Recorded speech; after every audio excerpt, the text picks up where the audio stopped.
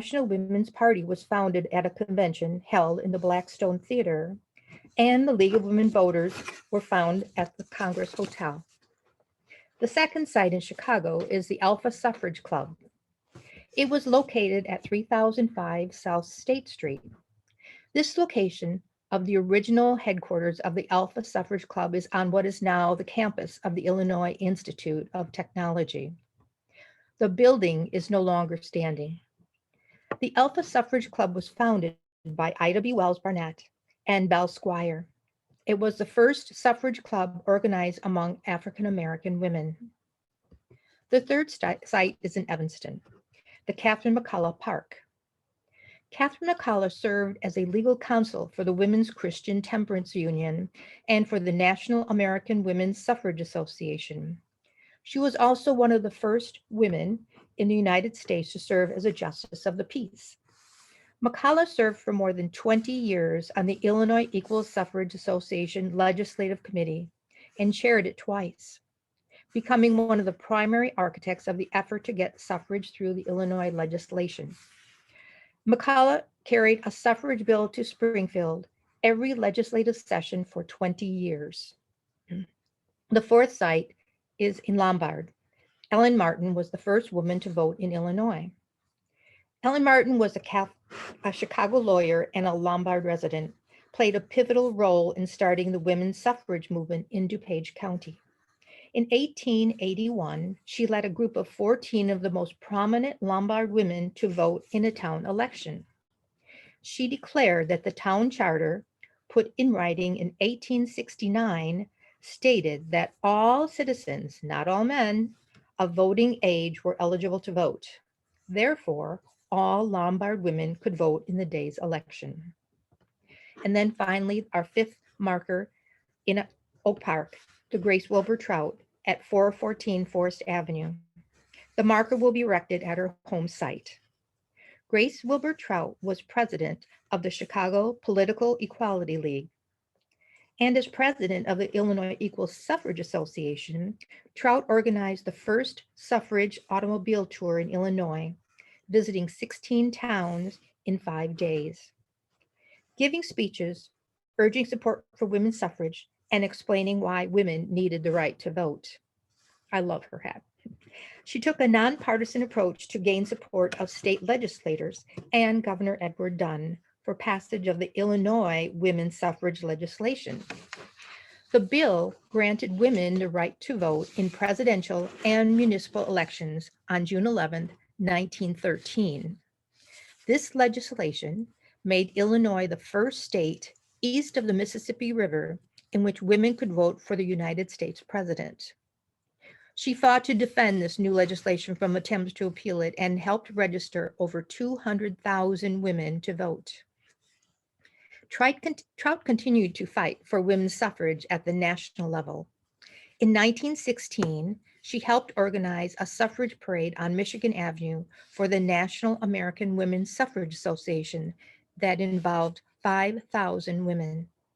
They pressed for a women's suffrage plank at the Republican National Convention that was held in Chicago, and they were successful.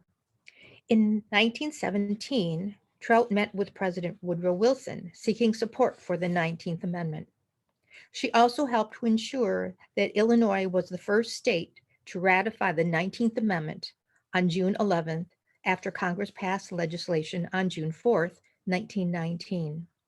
The amendment states, "The right of citizens of the United States to vote shall not be denied or abridged by the United States or by any state on account of sex." When the amendment was finally ratified on August 26, 1920, the Illinois Equal Suffrage Association decided its work was finished and was succeeded by the Illinois League of Women Voters. Grace Wilbur Trout's signature is on the Illinois League Incorporation document. The Grace Wilbur Trout marker is presently housed at the History Museum in Oak Park, awaiting installation at the home site on Forest Avenue. We plan on having a formal unveiling and reception outside when it's safe to do so. I just want to thank the League of Women Voters of Oak Park and River Forest, the Historical Society of Oak Park and River Forest, the Pomeroy Foundation, and the National Women's History Alliance for all their help. Thank you. Thank you so much, Marge. It is so nice to be able to celebrate a lot of the different aspects of the important women in our community. I think this plaque is really a feather in the cap of Oak Park. So thank you for sharing. So next, our next presenter is Board President Peggy Sinko.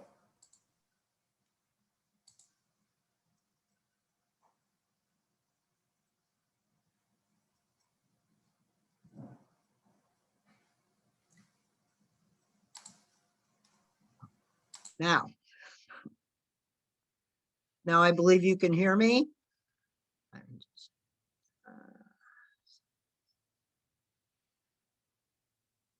When Rachel suggested that in celebration of Women's History Month, we highlight some notable local women for this episode of Inside the OPRF Museum, I could think of dozens of women who would fit the bill. But my mind then went in a slightly different direction. I began to think, what is it that makes Oak Park and River Forest special? Not just a place to come home to sleep at night, but rather those quality of life organizations and activities that make this a special place. Now, our lists would certainly differ, but my list included the Oak Park Conservatory, although I'm not much of a gardener, the Frank Lloyd Wright tours that bring visitors from throughout the country and the world to see the architecture of our villages, block parties, certainly the Historical Society. I hope that would be on all of your lists.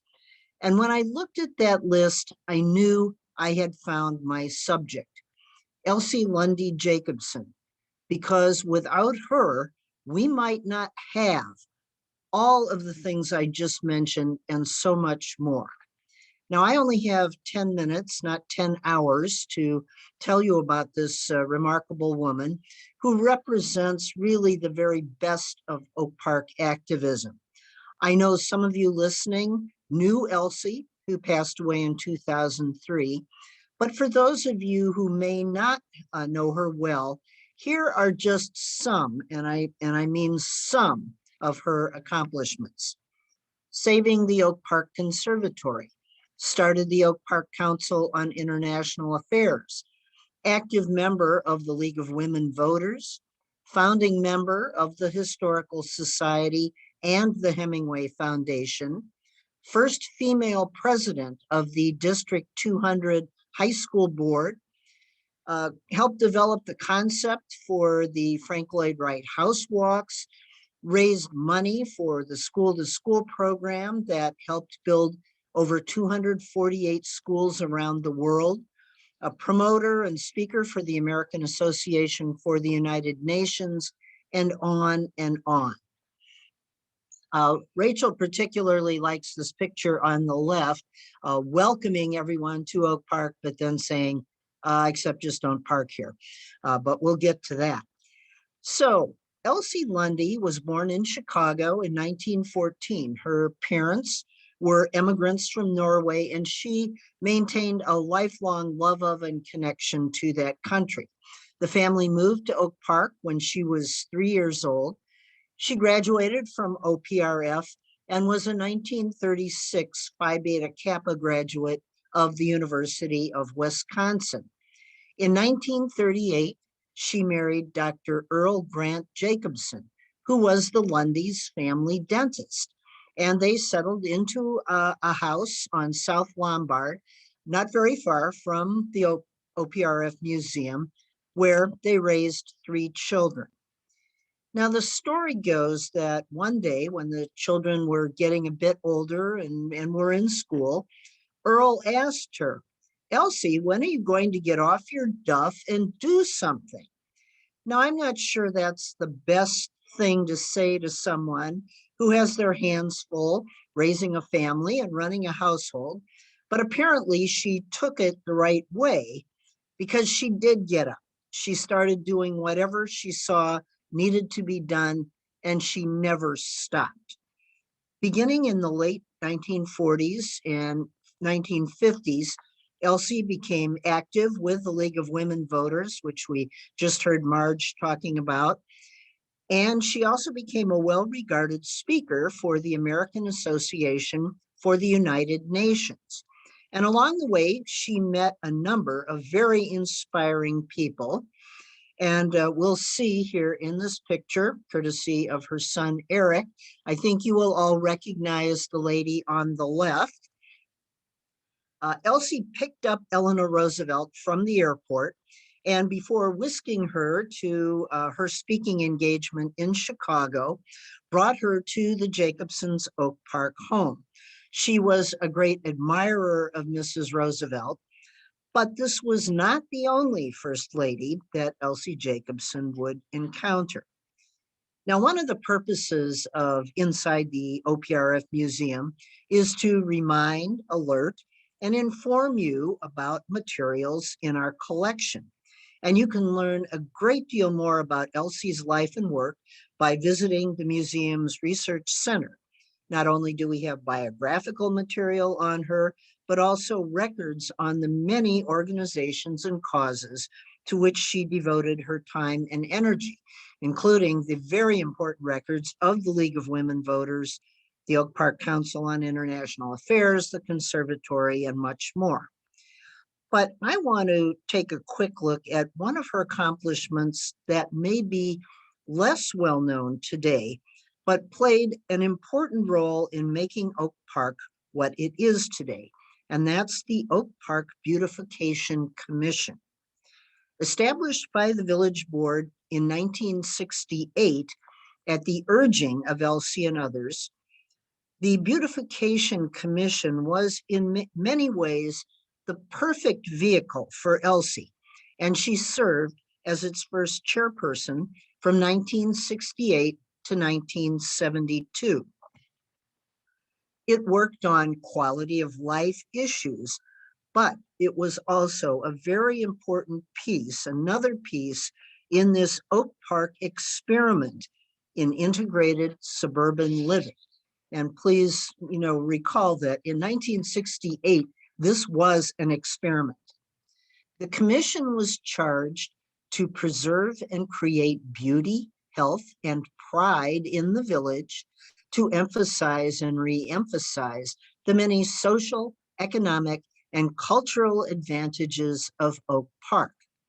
So beautification meant not only making Oak Park a better place to live, but it came with the subtext that Oak Park was on the rise, not decline. The museum is fortunate to have 4 large scrapbooks from the Beautification Commission. They include newspaper clippings, flyers, photographs, a wealth of material on this important period in Oak Park history. And we see here Elsie holding one of the scrapbooks and then an image of that very scrapbook in our collection. Here's just a few of the activities that were undertaken by the commission under Elsie's leadership. Junk Away Days, the Dutch Elm Disease Program, establishing and maintaining gardens throughout the village, sponsoring a home and garden show, saving the conservatory, spearheading the 100th birthday anniversary of Frank Lloyd Wright. And key to the success of these efforts was Elsie's commitment and ability to get everyone involved in these efforts.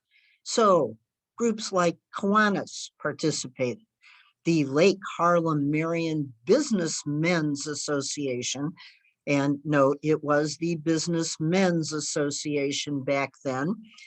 They affixed flower boxes to parking meters. School groups were involved in Arbor Day. The Boy Scouts were doing debris pickup and hauling. And among the Girl Scouts projects were, and I quote, to tackle the lost grocery cart problem by wheeling them back to the proper store. Elsie knew the importance of bringing people together. In 1971, Oak Park won a national award at the National Cleanup Congress in Washington, D.C. 350 cities competed in this national contest, and each community was required to submit a scrapbook showing evidence of their civic improvement activities during 1970. So here we see Elsie's second encounter with a First Lady as Pat Nixon presents this award, this national award, to Elsie and village trustee Cliff Osborne. It's hard to think of enough wonderful adjectives to associate with this remarkable individual. But I think perhaps the oak leaves hit the nail on the head, and I think they summed it up best in this 1968 cover story and article. When something has to be done, get Elsie. Thank you. Thank you so much, Peggy. It's really wonderful to hear about Elsie, especially because I, being in Oak Park for a couple of years and being involved with the Historical Society, I've heard so many stories about her, and that's not even the half of it. So it's nice to highlight a little bit of the work that Elsie Jacobsen did. So that is our program for today. I want to remind everybody that if you have questions here now, you can leave them in the chat box. We have a little time that I can get to some questions for our speakers today. You can also leave me questions by email after today, or other comments, and you can see my email on our screen. Also a reminder that these Inside OPRF Museum, as well as our other monthly program, Ask the Historians, are monthly. We do them live and then we put them on YouTube, on our YouTube channel. So you can sign up for the next ones. Our next Inside OPRF Museum is going to be April the 3rd Thursday in April, whatever that is. And our next Ask the Historians is next Friday. So sign up if you haven't and take a look at our website for more information. So if anybody has any questions, leave them in the chat box. I think I have a question for Marge, if Marge is still on the call. I wanted to, first of all, thank Marge very much for being on today's program, because she graciously offered to do this the day after having eye surgery. So it looks like all went well. And I want to ask you, if I may, what kinds of things the League is doing these days, if you've been involved with any sort of projects, just really quickly, because I know last year, coming off of the 100th anniversary of women's suffrage, there was so much to do, even as limited as we were with COVID restrictions and all that. But we still found so many ways to celebrate. And I'm wondering if this year you've been busy with any other topics. Well, right now it's election time. And so the voter registration or voter services for the local league have been holding forums for all the races in Oak Park and River Forest. So I believe Oak Park is pretty much finished with their forums for the league. And I think this Saturday, there will be forums for some of the offices in River Forest. So that's on a local level. On the state level right now, I know there's, we just had a issues briefing talking about different aspects that we need to look at and support, with the environment, justice. In fact, they just, Governor Pritzker just signed the racial justice bill. And actually the League has done a study on that. And so we will be having a convention, a state convention in June, and hopefully almost all the leagues who have finished working on the justice reform and our proposals will then meet in June and discuss that, and then hopefully vote in their support and align it with what's been passed in the state legislature. Again, on the national level, I know they're working on the issues that we're, working on with all the legislation that is being presented. That voting rights, of course, is a priority for the League because that's our main mission, is to educate people and register people, which is now becoming a bit easier. But since so many things are going on by states on trying to block the right to vote or making it very difficult, I'm sure that will be probably a big project that we'll be working on, and supporting the August legislature that we have passed as part of our goals as a League. So that's kind of what an overview of what's going on. But you can also go to the League website and the local level or the state level of League of Women Voters of Oak Park, or the Illinois League of Women Voters, or the National League of Women Voters, and find out all the issues that we're working on right now, and how to become a member and be part of this legislation that's passed going and supporting it. One other thing we do have, it's called a second Tuesday right now, and the second Tuesday of every month from 9:30 to 11, we have presenters dealing with issues. So the last one we just had was with the local league. We're also part of we're part of the state league, the national league, and then there's other league groups, and this was the Mississippi. I'm sorry, not the Mississippi. We do belong to the Mississippi League also, but the Lake Michigan League, and about the issues that we're dealing with the Clean Water Act and things like that. So lots of things that are going on if you want to be involved. Thank you. That sounds like a great resource to be able to look at your website maybe and get involved with so many of these things that are evergreen topics, unfortunately, but glad to know that the League is working very hard. So thank you. Rachel, yeah. Rachel, you want to remind people that Amelia Earhart will be here on Saturday. If they haven't signed up for that yet. Thank you very much for reminding me. This Saturday, March 20th, we are having Leslie Goddard, who did a program for us in December on Marshall Fields. She'll be coming back for another virtual event at 3 p.m. this Saturday. And she will be portraying Amelia Earhart, who has a surprising connection, a very small connection to Oak Park, because Amelia Earhart visited in the 30s. So Leslie Goddard will be doing her interpretation. So feel free to visit our website and check that out because you don't want to miss it. One more comment that I can share from our chat. So Gary Schwab tells me that Elsie apparently has a lot to do with Oak Park's first comprehensive plan around 1974. Supposedly around 2,500 people participated in the process through block clubs.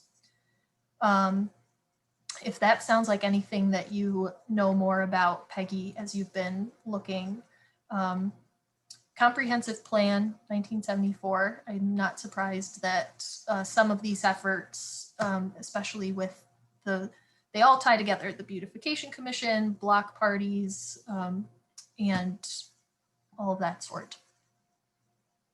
I mean, I do know that the block clubs also came out of the Beautification Commission, and then the whole thing has, as Gary indicated, has morphed into other related areas. But Elsie was definitely involved in that whole the block club piece of getting that going. And he also says that the Beautification Commission became the Community Design Commission, if if that sounds familiar to anyone, which is interesting.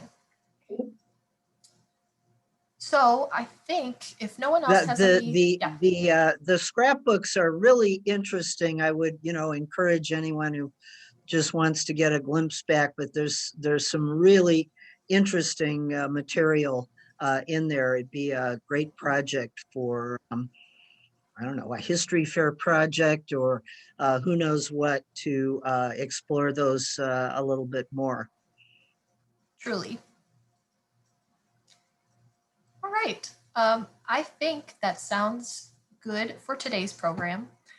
So again, check out our website for more upcoming events. And you can email me or send in your questions if you have recommendations, if you'd like to do a program in the future, or ask me anything about what you've heard today. And I think that will be that for today. So I want to thank you all again for coming, and I hope to see you again soon.